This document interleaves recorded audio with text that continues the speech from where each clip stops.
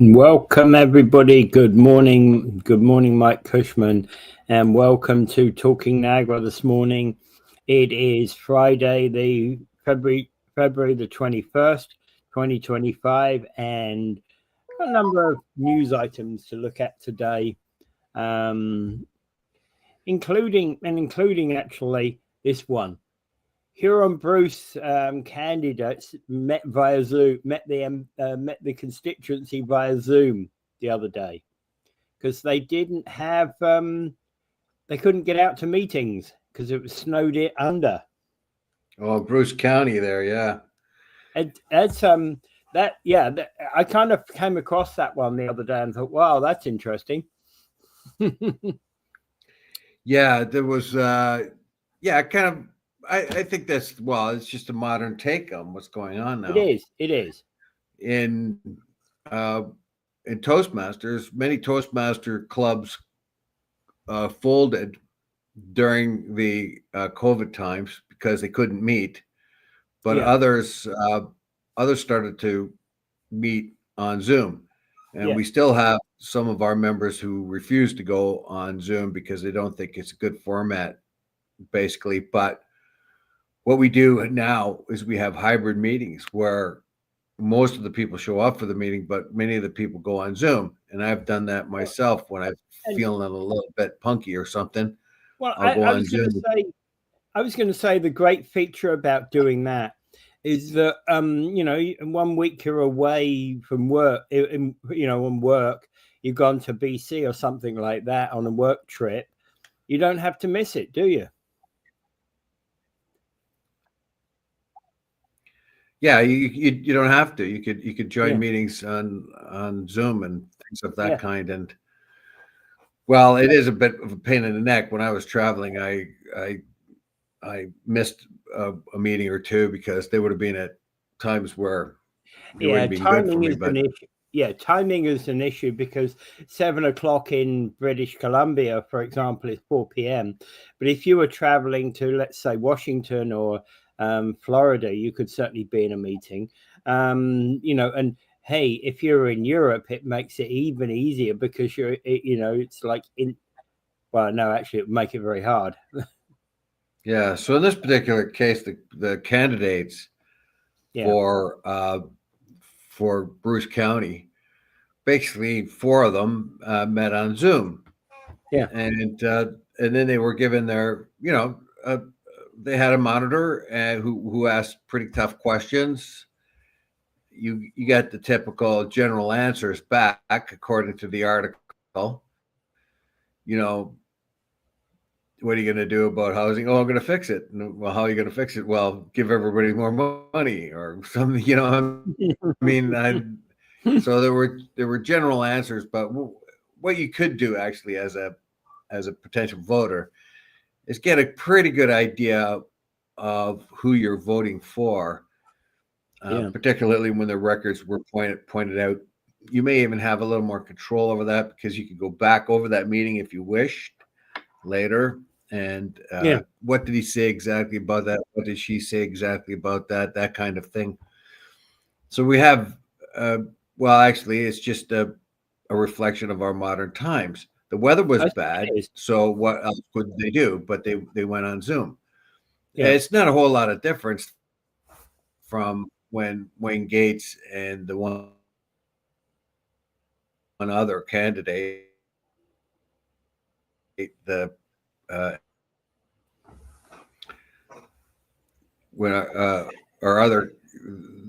the Liberal and the NDP candidates showed up for our own debates at the studio. But it's the same kind of thing. It was there for you to see without having to leave your house in bad weather, or if you have time constraints. It's still a whole lot more fun going in person to a candidate's debate. It's just as better, but this is a tolerable second choice that you can make, and I think that was a good idea that they did that. They didn't put anybody at risk, get them on the roads. Oh no, for the debate, absolutely. and I think that's you'll why see a lot more of that coming. Yeah, I thought this was very, very important. Well, and I have to applaud Huron Bruce for that move. All right. Mike says, Oh, I "Great have. game, Team Canada, Yeah. Team USA. What a great hockey from all of you." So, um, and Betty's saying, "Perfect game." Right. Woohoo. Yeah, it was one in overtime. Apparently, I couldn't see it because I didn't have ESPN, but Yeah. I'm sure I'm going to get the highlights today. And it just sounds like a really good hockey game. And when you win it in overtime like that, it was anybody's game basically. So they were two very equally matched teams, and you can't ask for much more Yeah. than that. Although I Yeah. hear that one of the goals against Canada came from a bad line change. And at that level, you just don't want simple mistakes like that to happen. Those happen at the junior level, not the NHL level. But aside from that, they were able to overcome that. I think it was Connor McDavid put the puck in and during the uh, overtime. So Yeah. I think that's good for us. It's really good for us to have that. I heard that the Canadian anthem was booed, but only very slightly, just barely audible. So they did not respond down there the way we responded up here, which good for them. Um, Yeah. good for them. They have a bit of Well, I honor think there. the booing of the anthem, despite what you might well think about those communities, the booing of the anthem is, outrageous. Well, I hope the Americans know that we're booing Trump, not them. Yeah, and I get it. They probably do, right? Yeah. And well, Yeah. there's another thing I'd like to bring up is what was that last comment by? It's something about changing the words in the anthem. She changed the words in the anthem, Dave. Oh, I didn't know that. She was an American singer. Maybe she got them mixed up a bit or something. I don't know. I don't know what the changes were. But anyway, but there's something I like to bring up. We covered a few days ago. Do you remember that guy who shot two Israelis in Yeah, Florida? Well, you won't get this. The article we read, it was a guy by the name of Kaufman, I think, or Bromfman or something like that. Mordecai Bromfman. He saw two guys he thought were Palestinians, and he shot them. He thought he had killed them. Yeah, he was a Jewish guy, and when he looked at these two guys, he figured they were Arabs, and shot them. And of course, they ended up being, as I kind of suspect, they were Mizrahi Jews. There is Mizrahi Jews, and Mizrahi Jews are Jews from North Africa that had spent most of their generations in North Africa. And so they, of course, blended with the local populations and looked very much Arab. As soon as he yeah, saw these two Arab looking guys, he figured, oh, well, they're Palestinians, and he shot them. They happened to be Jews from North Africa. But because they looked Arab, he shot them. And and after these guys survived being shot, one in the shoulder and one in the arm, they thank God that they weren't killed and blamed the incident on anti-Semitism because they didn't know that another Jew had shot them. So they just blamed it on anti-Semitism. They didn't really realize it was it was Islamophobia basically that yeah, yeah. twisted the mind of the shooter, and he killed. Okay, He thought he was shooting at Palestinians, but what he was doing was shooting at Mizrahi Jews. yeah. Well, that would make a lot of sense because they wear the same type of clothing as many Arabs do, don't they? They look Arab, Yeah, and well, that's because of the populations they blended. Remember, the yeah. Ashkenazi Jews. All right, absolutely. Well, Yeah, you see, largely the Jewish population in the West blend with the other population. They wear the same clothes unless they happen to be traditionalists. yeah. Also, too, remember, there's a lot of Western blood in Ashkenazi Jews. I think, like among the the females, basically the female contribution. So you can imagine Jewish men marrying local women and then converting them to Judaism 1,000 years ago or so in Europe, and of course they would carry a lot of genetic composition for Western or of Europe, Yeah. So, but there's Mizrahi Jews or the Iraqi Jews, even some of the Sephardic Jews would look a little bit more Middle Middle East. Eastern, Yeah. and I thought it was just quite an irony that these two fellows who survived getting shot blamed it on anti-Semitism, and that wasn't the case at all. It was Islamophobia, mistaken identity, and the violence driven by a sense of Islamophobia. So it's just quite an ironic event, basically. Yeah, it is. Yeah. But that also reflects, just as an aside, that also reflects what's going on in Israel right now. You have the Ashkenazi Jews who are the dominant Jews, and they quite often segregate or there's Mizrahi Jews, because those Mizrahi Jews have a lot of Middle Eastern ways about them that are objectionable to the Ashkenazi Jews, who are more European and inclinations. So there is a divide in Israel right now, where quite often the Mizrahi Jews are not accepted, and they are on the lower end of society, or at least as it is now. Yeah. Okay. There's a question here. What makes an MPP successful, or an MP come to that matter? There's a lot of questions being asked. Basically, if you become a first-time member of Parliament or an MPP, typically you'll join the backbenches unless you happen to be fortunate to be elected in, like Mark Carney, where you go straight to the front bench. Yeah. And it's after you've got gained experience that you might well get ministerial positions, and you might well be joining the front bench. But an MPP has a role, basically, both in Parliament, where he has to join debates, be part of the team that is putting out information, in Parliament, and at the back in their own constituency, they have to meet with constituents, listen to their problems, which are not always. Most of the problems that constituents have, it will amount to often problems with other things, not necessarily something that's directly within an MPP or an MP's purview. But that MPP or MP's letter might actually make all the difference. Well, in this particular case, they've tried to say who is the best candidate and how can you tell? Yeah.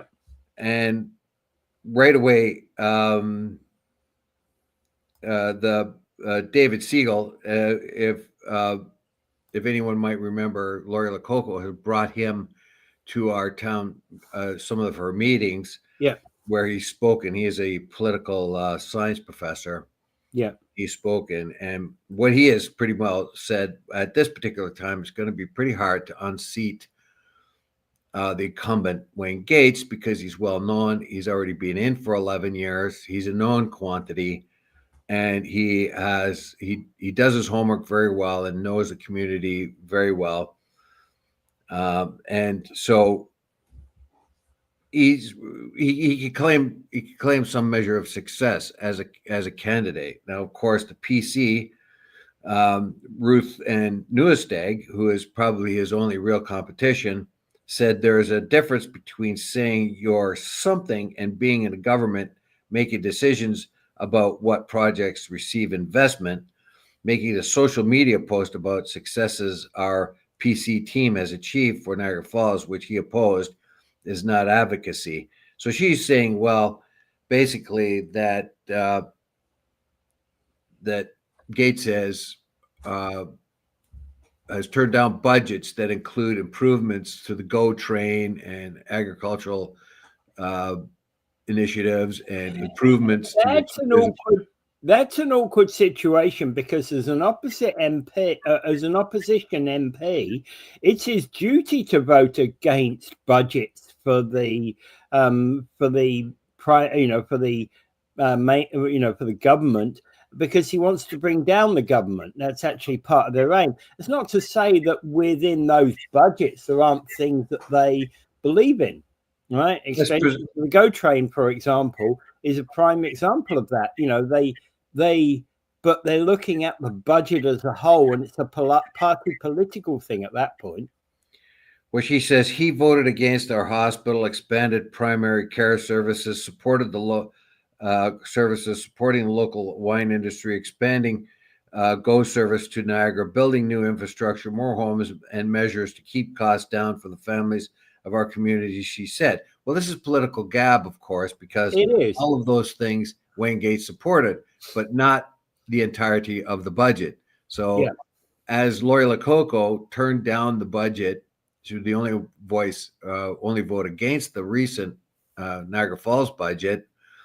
It wasn't everything in that budget she turned down. There was parts of it that she could not accept. Yeah, it's the package. And that's again with Wayne Gates. He's voting against a package. Yes, exactly.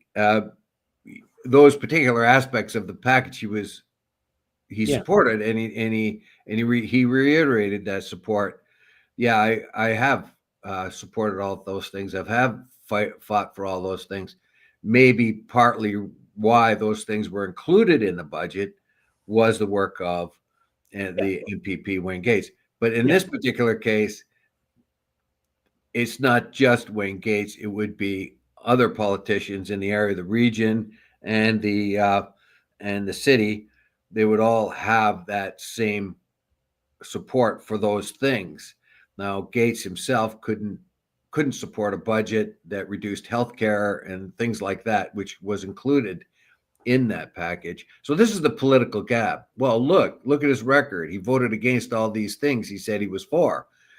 Well, if you're halfway politically astute, you know that the budget is more than those things.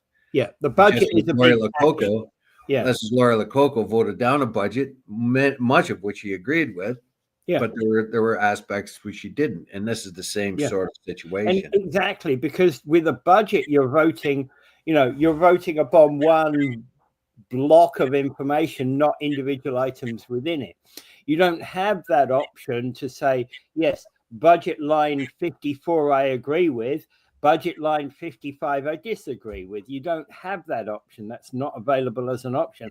It doesn't matter where you are within any, whether you're a city council member, an MPP, or a member of parliament, or even a senator in the US, or you're working on the whole package, not individual line items. You have to wonder why why those things that in the budget that Newestag pointed out. Of course, he fought for them, and you have to wonder why they were included in the budget in the first place. And that could have been the work not only of Wayne Gates, but the other people in the region. But he is our spokesman there. He's the one that's brought it up.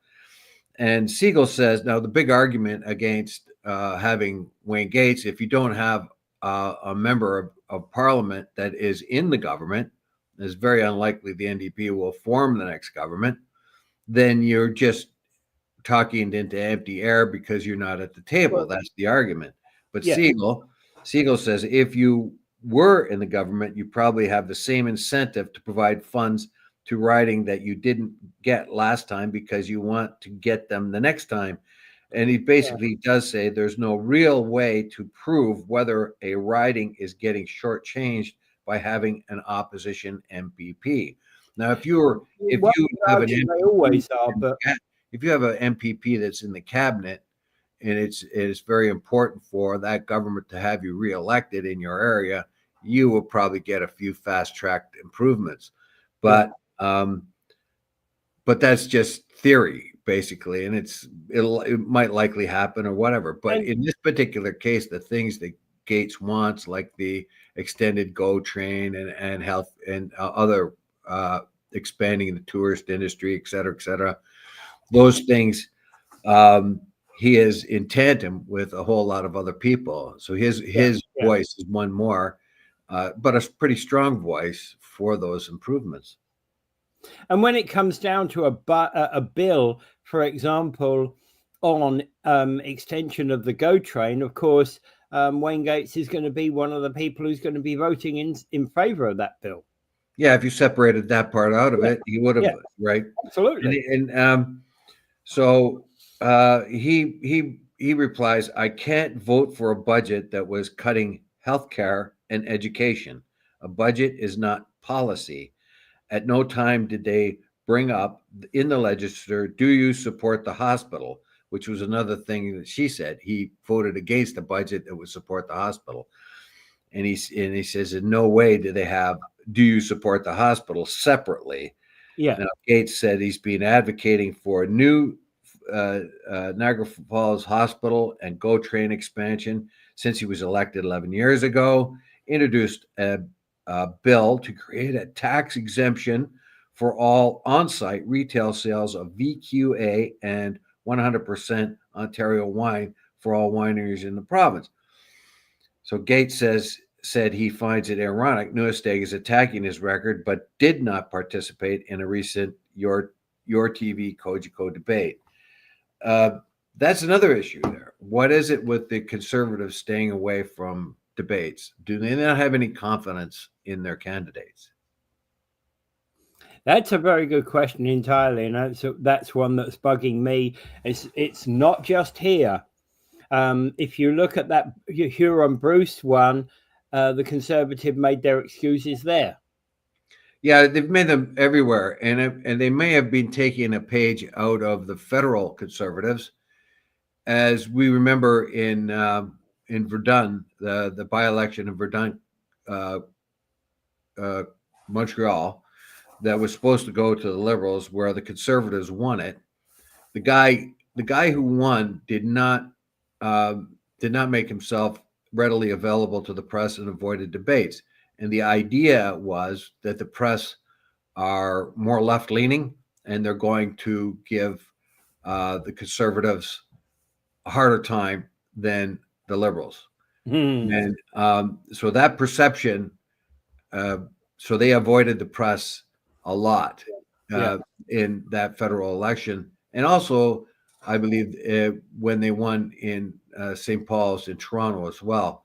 So there you have a situation where the Conservatives are actively staying away from the press. However, these local debates are not the media, basically. They are not the press. And you can see by the questions that were asked during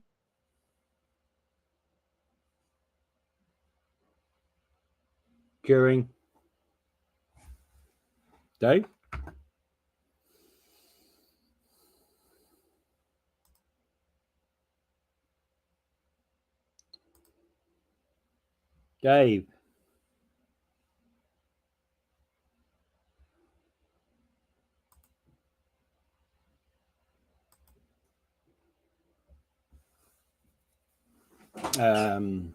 Okay.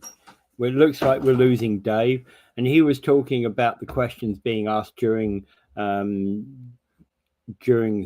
session of Parliament. All right. Yeah, Dave is gone. Dave is trying to get back. I can see. Okay, stage remove. Up. Nope. Add to stage. Sorry, there you go. There I am again. Yeah, I don't know what happened there. It was kind of odd. I hate these glitches, and it's kind of this is why commercial TV stations rarely go live with anything, right? Well, there's always even in bingo, there's a delay. There's a delay of a few seconds in case somebody swears by accident, they could click it out or something like that, Yeah. So there's always a delay. And they build up that delay, but it's not. When you win bingo, but they have to put it on real time when you talk to the the winner sometimes when you're talking to the winner. Yeah. Yeah. So, anyway. Yeah. But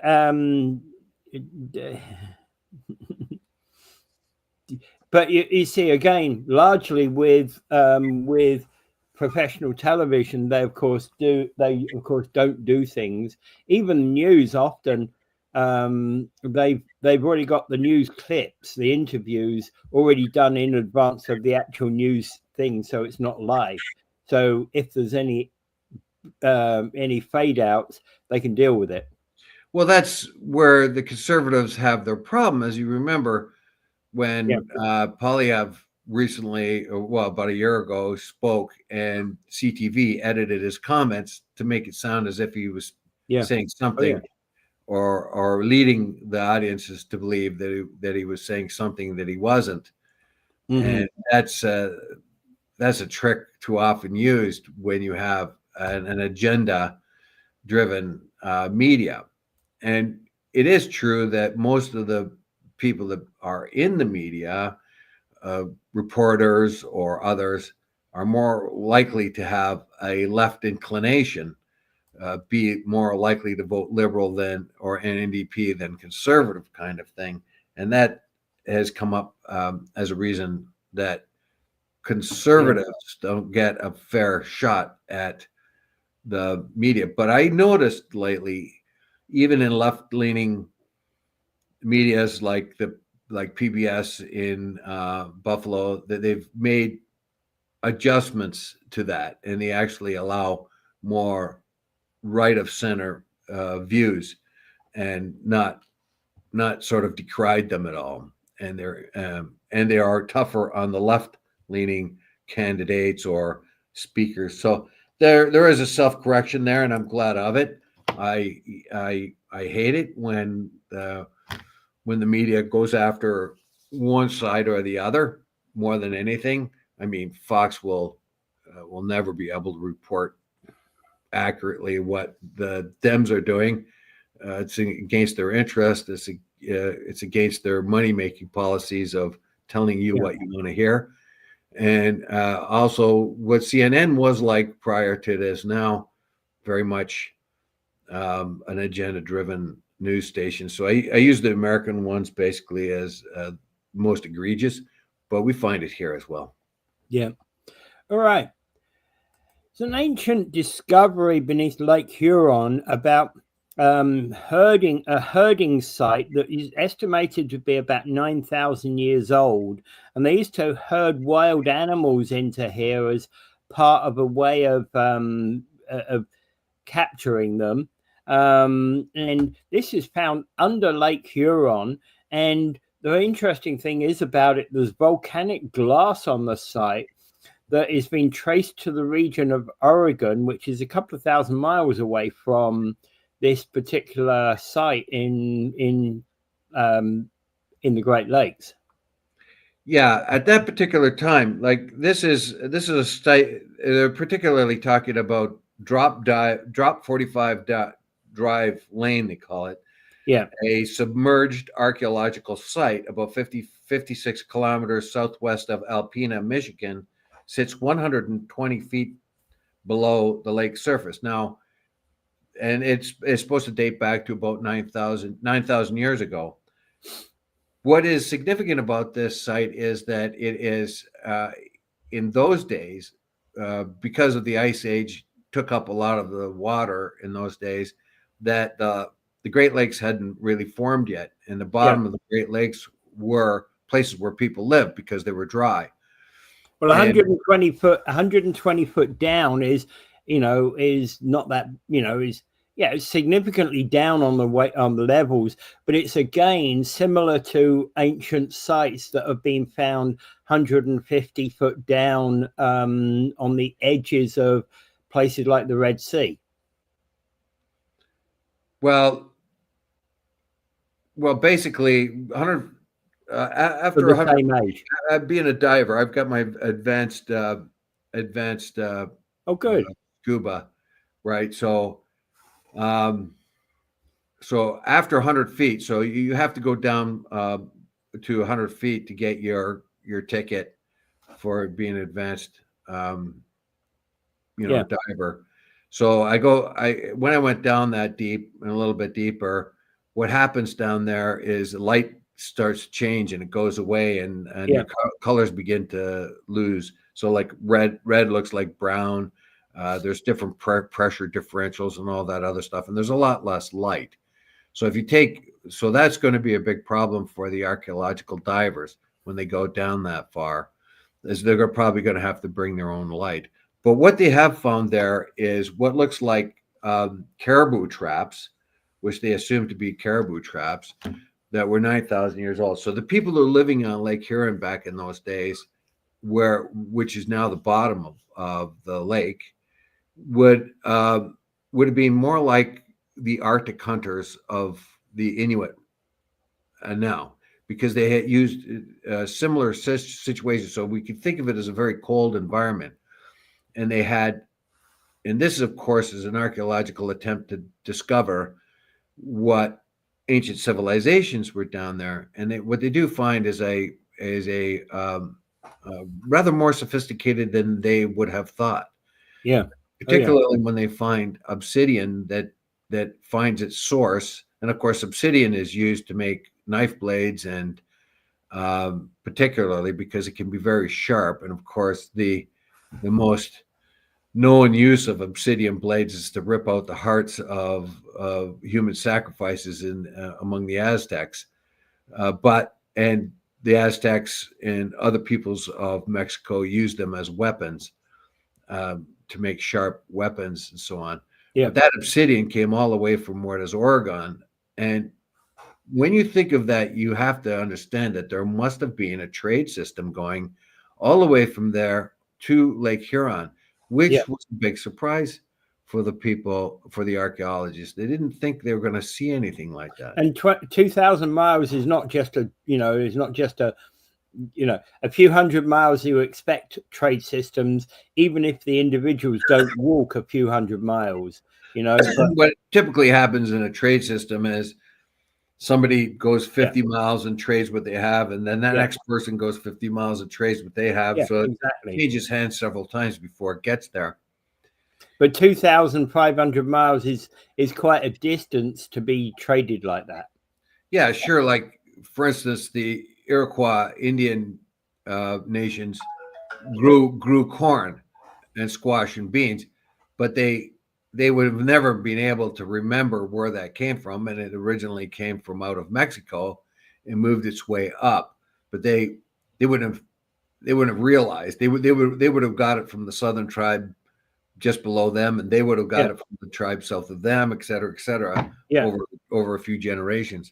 But the fact that trade network existed, and the fact that they had sophisticated corralling type of traps where they had walls and stuff, and they would force caribou into a certain area in order to trap them. They had meat cairns and other things that appeared to be there. The one thing I didn't like about this article is I found it on Facebook first, and Facebook talked about this advanced civilization 9,000 years ago, and then it had a picture of a shipwreck from the late 19th century with a propeller on it. So it led everybody to believe, my God, they had ships back then. I don't even know why they included that picture. It was extremely. And the picture's not even in the article. No. Well, the one on Facebook did. Like, it was just very, very misleading. But the article itself had no such picture.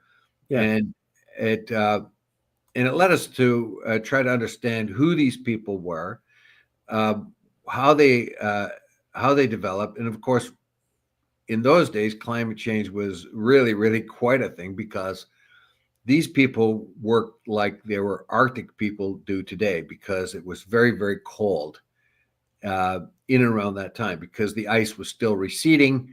And so the environment was more Arctic. So you would have things like caribou. But what is very exciting to them, they believe they found a mastodon tusk or bones or something of that kind. And it had designs on it or cuts on it that would indicate that it was hunted. Yeah. So this is, they've long suspected that humans hunted mammoths and mastodons and were able to bring them down. And here seems to be something that would reinforce that idea. Not only that, they when they showed these things to the local Chippewa and Ojibwa tribes that used to live in the area, the Cayuga, whatever tribes were left, some of their sort of epic stories seem to match some of what the archaeologists found. So that is one of the sources the archaeologists go for. They talk to the natives, and the stories that have survived throughout many, many generations may open a bit of a view on what happened long ago if they can interpret those stories well enough. Yeah, absolutely. And it's entirely interesting, and we're always seeing differences about how we view more ancient people. Yeah, I remember that the civilizations that were here in North America quickly got eradicated by disease. When DeSoto, I think it was DeSoto or maybe it was Ponce de Leon, but one of them, one of those Spanish conquistadors had gone up the Mississippi River and found cities along the way, towns and cities along the way that had earthen mounds and other things. They had well-established towns. Just a generation later, when the explorers tried that again because they were kind of chased out, went back up the Mississippi River, these places were abandoned, and it is thought that that European diseases got introduced there and killed off most of the people.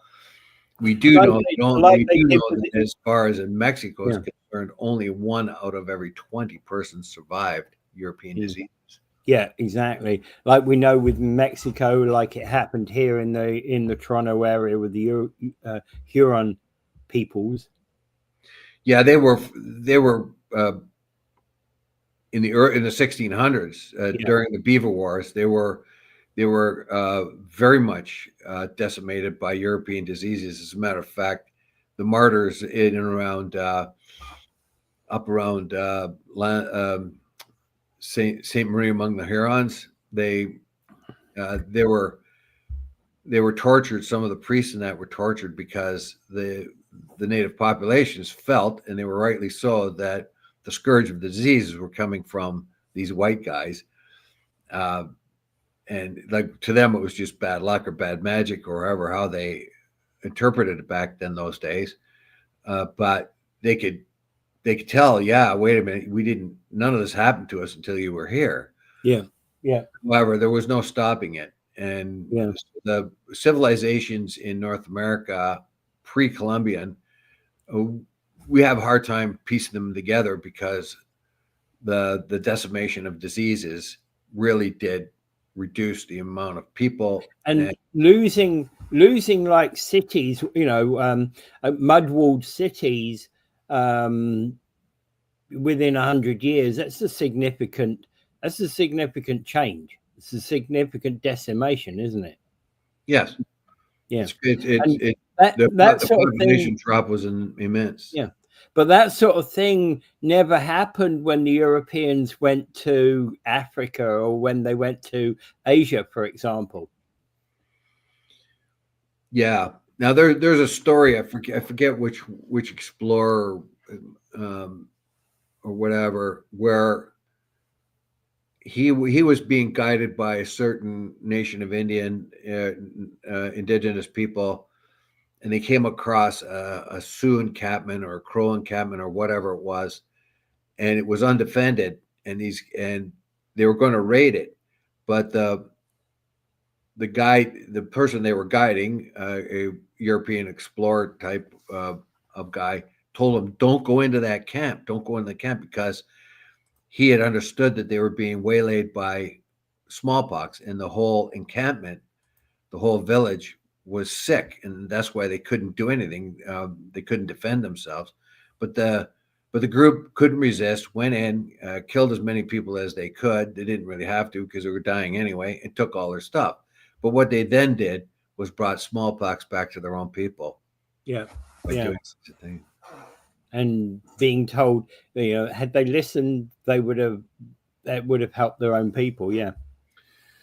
Okay. Yeah, I mean, they were going to get it eventually anyway. That's the sad thing. Yeah.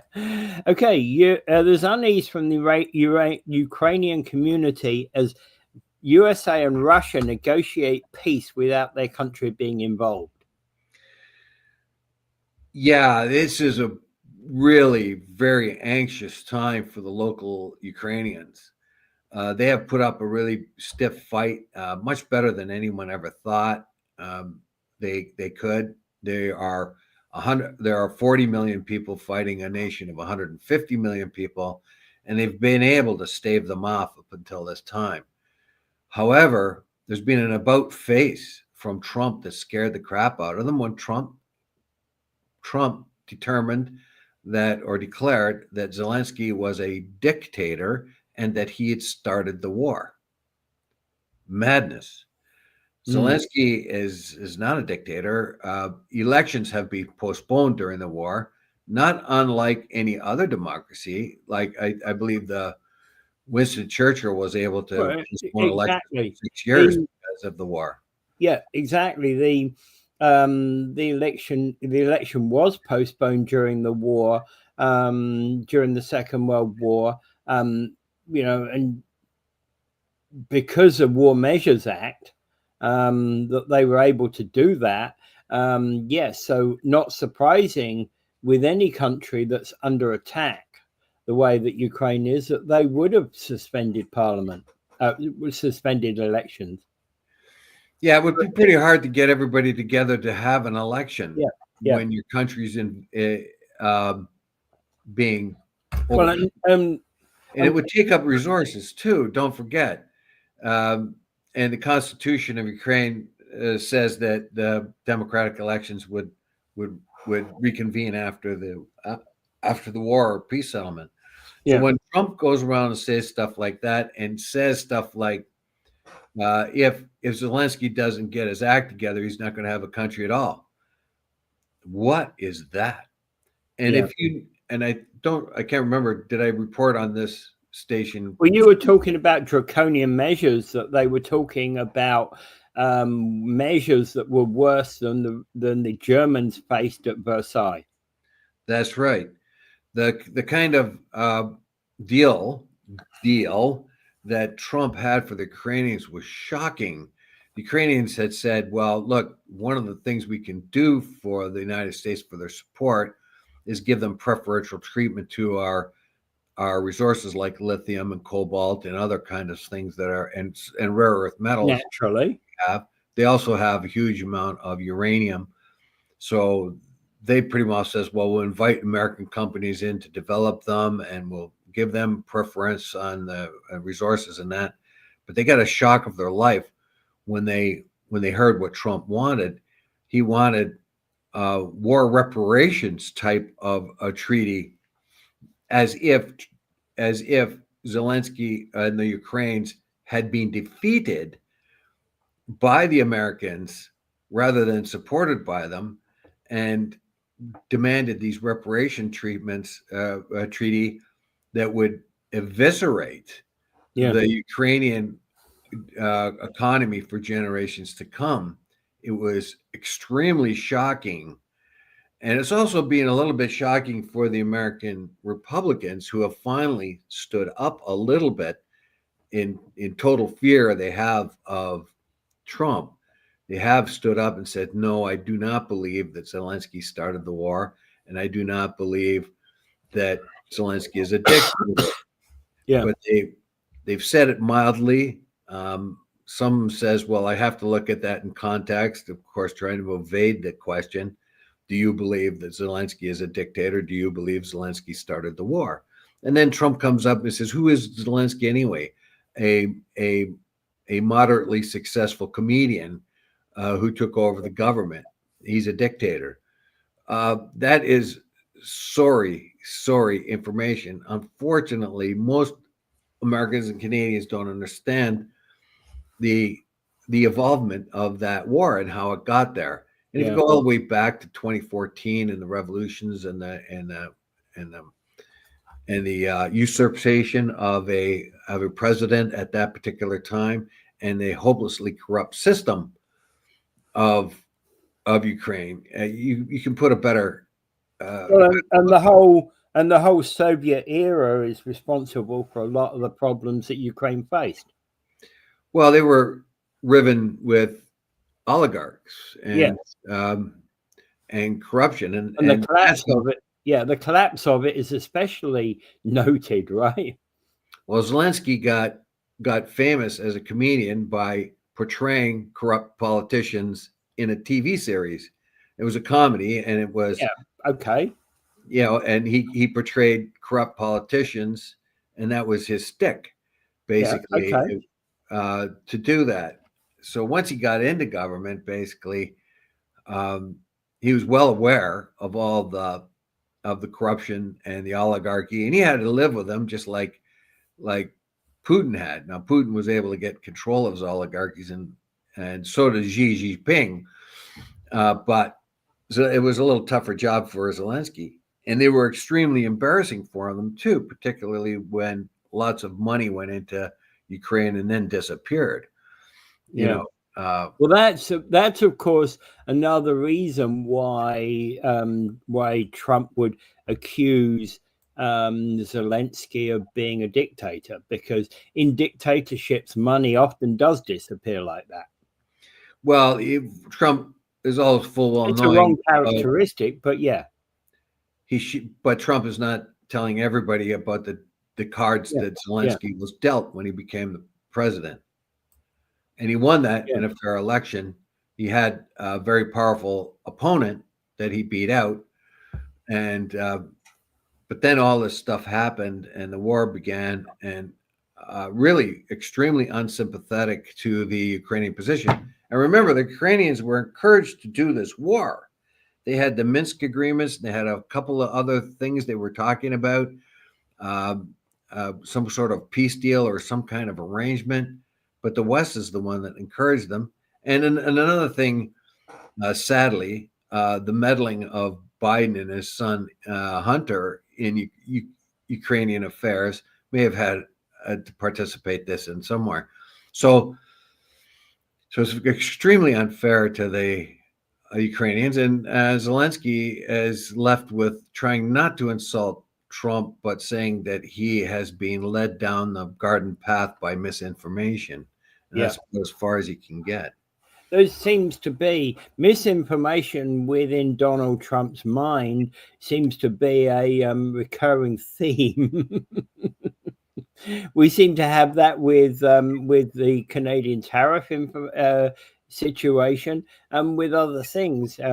It's like as if Donald Trump believes that X is true, even though there's a whole raft of evidence that shows that X, that's one way of looking at X, but it's not the only way. Well, a very insightful type of comment I heard recently was with the Republicans in particular, that there is a George Orwell kind of thing going on. If Trump says white is black, then white is black. Yeah. And if you don't want to hear that white is black, you're in danger. So you had better say that white is black. If Donald Trump says that Zelensky started the war, and if you want to be a Republican without any resistance, you had better take on that. Now, most of the Republican spokespersons are kind of evading that sort of thing, and they're deflecting that kind of speech for now because it is too preposterous even for them to accept. Yeah. But we will see. There's always been a big resentment for the amount of money that was being sent into Ukraine from the U.S. by Biden. I don't think that war, the one thing Trump has said that is true, that war would never have happened if another president was in. It was just, I just think that war was just the stupidest thing that could have been avoided with the most smallest amount. But once it started, Europeans and the West encouraged the Ukrainians big time, that kind of thing. Keep fighting, don't talk anymore, keep fighting. And then all of a sudden there's a change in administration and, oh, well, we don't want you anymore. Now, the only thing that's going to keep that war going is if Ukraine gets a whole lot more manpower, because they just do not have enough men to fight that war. And the only way they're going to be able to continue that fight, that's problematic for them. Yeah.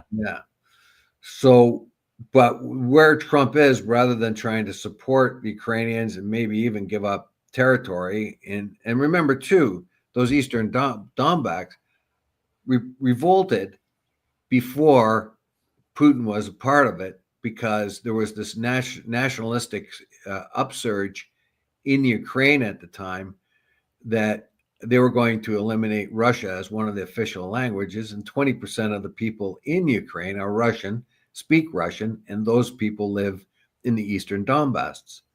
And Crimea, of course, was an extreme threat to Russia, because that is where they've had their navy since the 1790s. Yeah.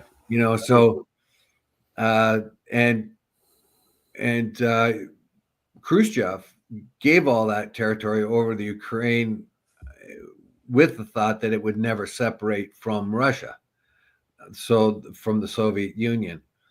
Then Yeltsin did not do that well. He separated the different republics, Kyrgyzstan, Kazakhstan, Uzbekistan, and Ukraine, Lithuania, Estonia, Latvia, all those became independent nations. Georgia and the like. And that changed, of course, the whole face of Russia, or what was the Soviet Union, right? Yes. So anyway, the local Ukrainians are very much in fear. We have nearly 300,000 Ukrainians in Canada right now that escaped that war. Desertion among the Ukrainians is a big thing. Apparently, it's a big thing among the Russians too, but it's a little easier. But Russia's got a lot more population, so desertion means that they can still get troops. So quite definitely, we want a ceasefire, but we do not want the Ukrainians to kind of roll over dead and say, okay, Mr. Trump, you can have all our resources and everything, and make us poor for the next couple of generations to pay back this war debt that you willingly gave us to pursue this war. And now you're saying we should have pursued it just because Biden gave us the weapons. So you're saying, well, I'm not Biden. I'm in a sense a completely different country now. Our policies before me had no merit at all. And all that money that Biden gave you, we want it back. And the way we're going to do that is take all your minerals. Yeah, and that's completely wrong. Yeah. Okay. Coming back home, Liberals are chipping away at the Conservative Party's double-digit election lead. It's weird. About 10 days ago, I saw a poll that was saying that, hey, it would be 40 points each for the Conservatives versus the Liberals if Mark Carney were the leader. Thing is that I saw this as a picture on Facebook. I could never find the actual article anywhere on the web. But now there's actually, while we had a 15-point and widening situation last summer, we've now actually at the start of 2025, the gap is narrowing. And it's in part through three things. One, Justin Trudeau stepping down. Two, Donald Trump and the threat of Canadian tariffs on Canadian imports. And three, this question about 51st state. Yes. Well, we find that the the Conservatives are a little bit late to the game by proclaiming Canada as a sovereign state and that we will fight tooth and nail to keep it going. Unfortunately, according to this article, unfortunately for Paul Poilievre, he was late in the game getting on this thing when Trump was. He wanted to keep going with the carbon tax slurs against Carney and others, but that hasn't worked because Carney and Freeland and the other candidates for the Liberal leadership have denounced the carbon tax as it relates to the common people at the gas pump and in their heating, natural gas for heating, etc. But they were able to chew up Justin Trudeau, who had become extremely unpopular. Well, Justin Trudeau had a disapproval rating of 74%. Yes. Now, what is ironic here, just the conservative movement in the United States under Trump type conservatism is what is making it challenging for the conservatives up here. You would think they would be in tandem, basically, that conservative would like conservative, basically, they would find common ground. The old Republicans, that would be the case, but not Trump Republicans. So what has happened is people are looking at Carney and thinking, well, he's a man that's played the game away from politics. Of course, you can never separate it from politics completely. But being the Bank of England governor and the Bank of Canada governor, and having been asked by even Harper to join his government to help with the economy, so he has. So anyone says that he's just an ordinary liberal, like Trudeau is not the case, because we found that he's been advised. He advised Harper as well as the Liberal government in their economy. Fortunately, the Liberals didn't decide to take his advice until very much late in the game. But he is a new face, and he's good for politics, basically, because he's a good-looking guy. He has lots of smarts. He handles himself well in front of the camera. And he isn't the sort of new age sensitive guy that Trudeau was. He seems more like a practical, everyday kind of politician. And he's not about the one to go around talking about, trans rights and stuff. He'll be talking about the economy. Yeah. And so you get the idea that you got a businessman in a Liberal coat.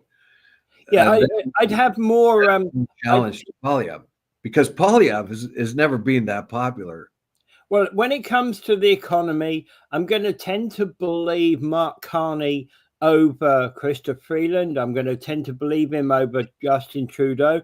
I'm going to tend to believe him over Poilievre because he's got a proven background in that area. That doesn't mean to say I'm going to go out and vote for him. That just means to say that on that particular issue, I've probably got a little bit more confidence in him than I do in some of the other contenders around. Well, if you see that the Liberals have adopted a lot of the conservative policies about axing the tax and a few other things that the Conservatives have been, which is taking the sting out of it's taken the sting out of the Conservative tail, hasn't it? Yeah, it's diffused much of their argument. Yeah. So the Conservatives who kept bellyaching about the carbon tax and stuff like that after Trudeau said he was going to step down really missed the game, because they should have known that the whole situation was changed for the Liberals, and that the Liberals were going to turn their back on some of the more unpopular policies of the Trudeau government, and that's exactly what they've done. So that's taken a lot of the ammunition out of PP's P gun. Yeah. And actually, Poilievre has continued on those policies. In fact, he's blaming Carney for being pro-carbon tax. Yeah. Right.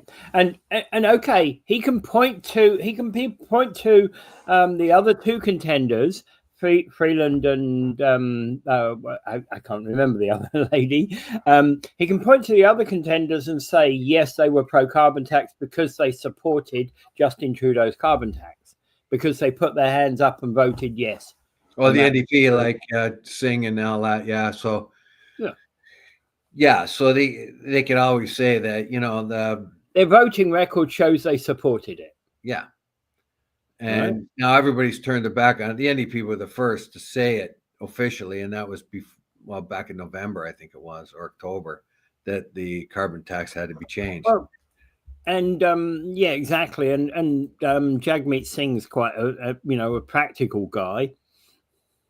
Now their take on Carney right now is that he's an elitist, and that he wears really fine clothes, and he lives a life of an elitist. But that may not work, because I think he was born in the Northwest Territories and then moved to Northern Alberta as a kid.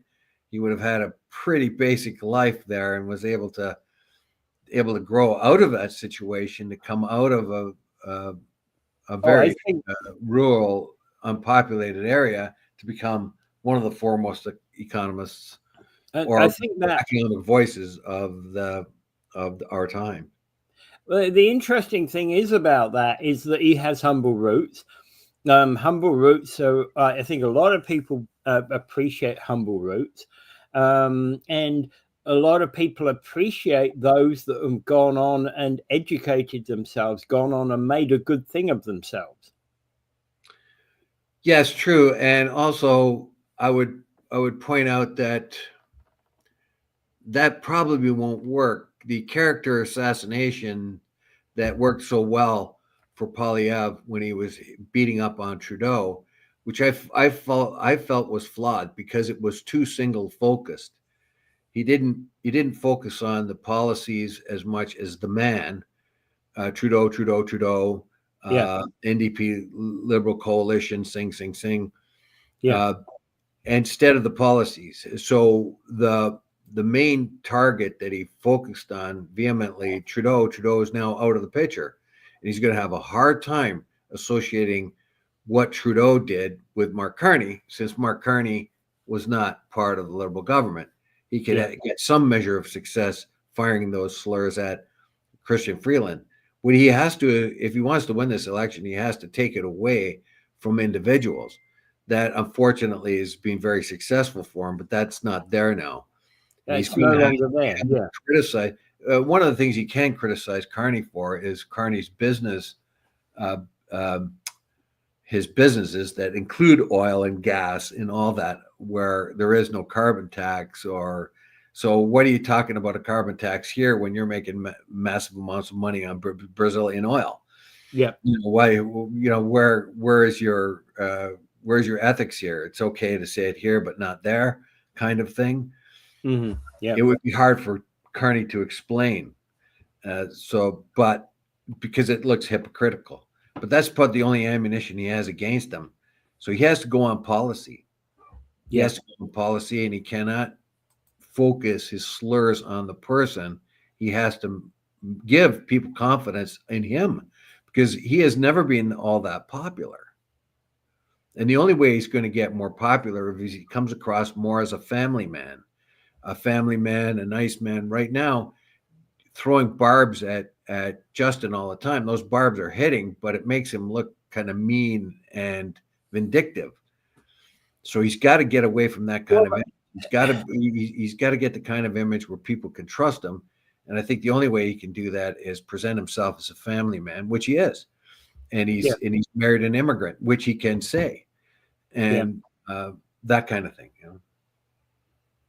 But of course, there's no getting away. Whatever we do here in Canada, which way we end up voting, in all of these elections, because we potentially face. We know we've got an election next week for Ontario, but we're also then potentially facing an election within probably 2 to 3 months at the federal level, and there's no getting away from the fact that we have to consider Donald Trump in all of that. Yeah, that's going to.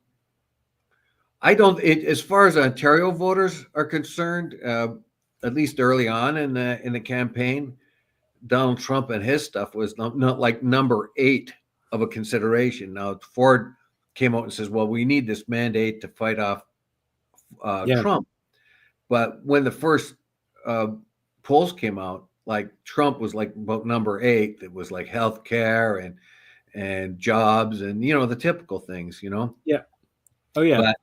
But as we get closer and closer, because each different candidate is going to use the Trump thing because it'll gain them some sort of points to defy Trump. They'll keep bringing his name into it, and Trump loves that. Every time you use his name, he loves it. He must love this show because we talk about him a lot. Yeah, whether you actually criticize him or praise him, he doesn't care. Doesn't care. As long as he's in the news all the time. And this is actually the irony about the 4 years while Donald Trump was not president. There is probably not a day, maybe Christmas Day, when his face wasn't on the newspaper. Well, there was a short time there for about a year. He faded from the front pages and even down to the 3rd and 4th. And I thought finally they stopped talking about this guy. And if they stop talking about him, then he won't have a chance to come back. But they couldn't resist. And I think CNN was the worst one here, where they couldn't give it up, because once the election was over, the last one, where Biden won, once that election was over, their numbers went way down. And they found out that by criticizing Trump, it was the thing that pushed their numbers back up. So they couldn't resist. They had to get him back in the news. And so they started following him around and talking, and even gave him a town hall meeting, as if you remember. And it was 2.5 years ago, or at least 2 years ago. And I thought that was a huge mistake. I thought so, because that was in early 2023. It was better from a political perspective, for following the politics that CNN do, for them to have taken the hit and have their ratings go down, than to essentially be part of the re-election of Trump. No, because to them it's money. Money is the thing that matters. And there is some effort to try to be more objective at CNN, apparently, but it hadn't worked for them, because Fox is unapologetic. Like, they're going to tell you what you want to hear. And they're going to cherry pick certain events and show you how terrible they are. So if there's like one ant in your house, they're going to tell you it's an infestation. And they're going to make you believe it, because they're going to get a camera and put it on that one ant and make it look like it's 2 stories tall. There's ants in the house, and look at that. They're stealing food as it picks up a little crumb off the floor. Yeah. All right, we're going to have to leave it at that, I think. Yes, and without further ado, I thank you for watching and listening, and pray for peace, please. Yeah, thank you, everybody, and have a great weekend.